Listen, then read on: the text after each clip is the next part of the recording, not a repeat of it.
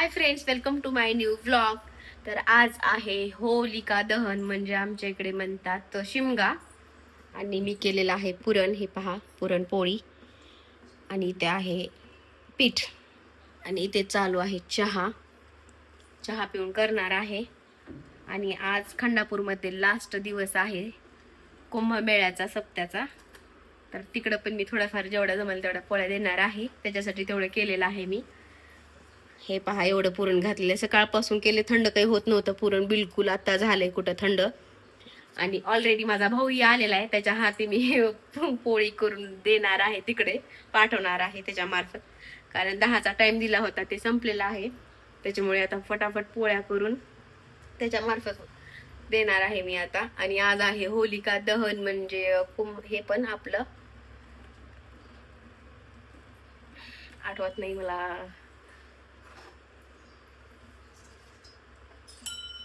तर चला, आम्ही करते पोळ्या. बाकी आमटी वगैरे सगळं काही करायचंय मला, भजे वगैरे ते पण सगळं काही करायचंय.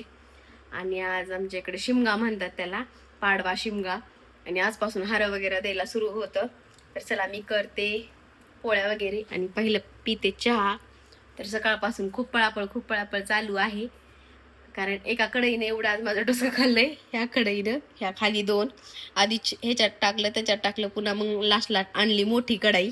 कारण माझ्याकडे होती ऑलरेडी, पण ते वर होती सामानामध्ये, ते काढून मग केले, त्याच्यामुळे उशीर झालेला आहे मला. तर चला, तुम्हाला दाखवते पोळी वगैरे कशी बनते. व्लॉग मध्ये मी टाकली का नाही माहिती नाही, पण चला आज दाखवते तुम्हाला पोळीचा व्लॉग स्पेशल. चला, तर मी करते ते पोळी. हे आहे आपलं गव्हाचं पीठ. आणि आता आपल्याला याच्यामध्ये भरायचं आहे पुरण. हे आहे पुरण, जवळ जवळ त्याच्यात टाकायचं आहे आपल्याला आता असा उंडा करून पुरण. थोडंफार पीठ हाताला चिटकू नये म्हणून उंड्याला जरी नुसतं घेतलं तरी चालते. आणि हे दाखवायला ना आपण पुरणपोळीचा ब्लॉग माहिती नाही मी टाकलाय की नाही, तरी पण चला म्हणलं तुमच्यासाठी खास करून टाकतीये. इकडं टाकलेली आहे पोळी.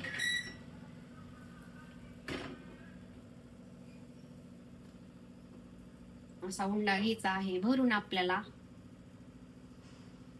खूप छान रित्या.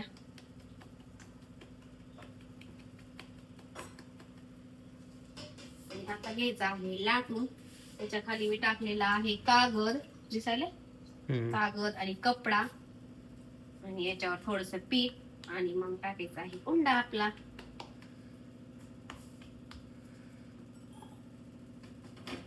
आपण पोळीला लक्ष द्यायचं इकडं तव्यावरच्या, कारण पहिली पोळी आहे माझी ही.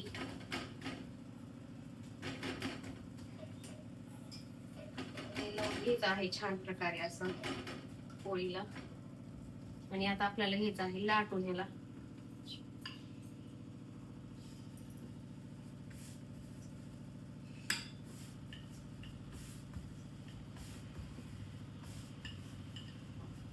घ्यायचं आहे आपण पोळीला पलटून थोडं पीठ टाकून, कारण पोळी ना फुटणार नाही.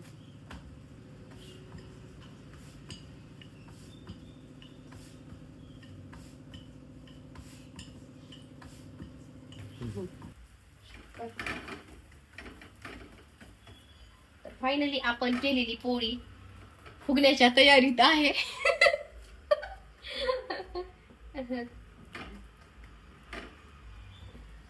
त्याच्यावर मोठ्या करते पोळ्या. त्याच्यावर मोठे फुगली की लाज नाही मला बघून. फुटणी फुटना कशाला फुटते.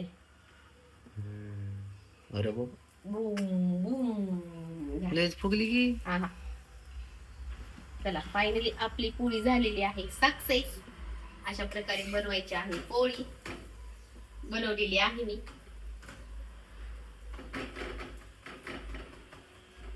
चला, बाय नाही, फुल ब्लॉक करायचे आणि पुढे आपल्याला पोळी सकट. चला, अशी टम फुगलेली आहे पोळी.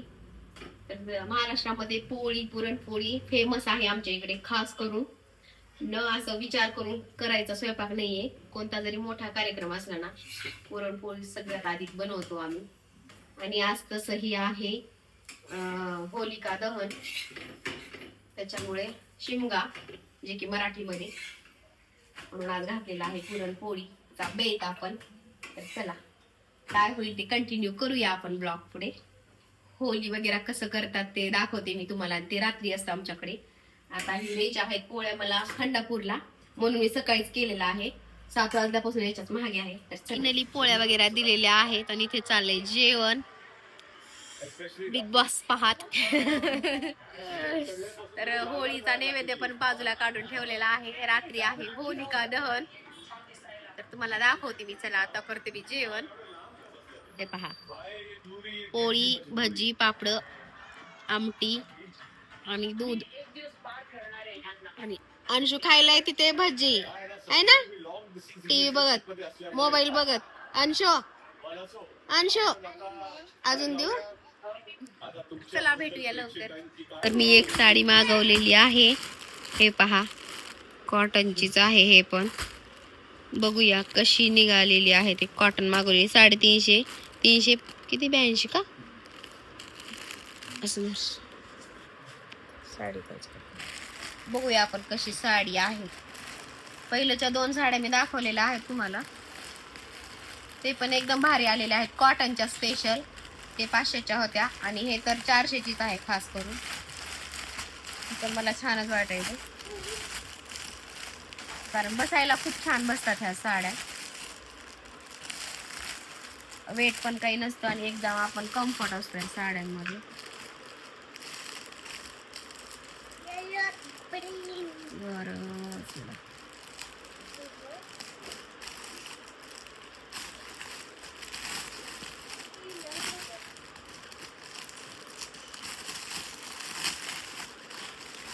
काहीशी आहे साडी. खूप सुंदर आहे. हे पण है ना. हे बघा, हे आहे साडी. कलर मध्ये दिसेल. कलर खूप सुंदर. फक्त 400 ला. ब्लाऊज वेगळा आहे. ब्लाऊज ग्रे कलरचा आहे. ग्रे किंवा ब्लॅक. ब्लॅक आहे ब्लाऊज. हे आहे ब्लाऊज आणि ही अशी आहे साडी, कॉन्ट्रास्ट ब्लाऊज.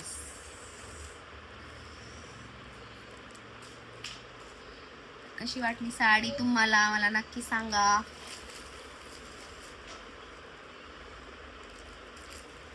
नेवायला पण छान फटाफट बसते आणि जास्त वजनही होत नाही साडींचं, कॉटनच्या तर सध्या. आणि उन्हाळ्यात तर खूप भारी अशा घालायला साडी.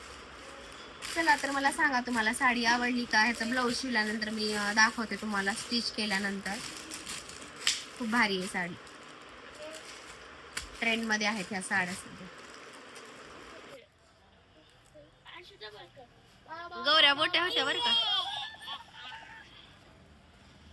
ती काही बी टाक नका. अंशू अंशू बोंबल. अंशू बोंबल. अंशू बोंबल. अंशू अंशू बोंबल. हा बोंबल. अरे बोंबल ना. हा बोंबल. अंशू अंशू बोंबल. हा नाही तुम्ही. हा गेट पासून. हा हा अंशू अंशू बोंबल. आणि आणि अंशू बोंबल ना. आणि आणि आणि बस एवढंच असते का. लई टाक नको, आपला खोबर जळून जाईल करपून पार. आधीच गेलाय.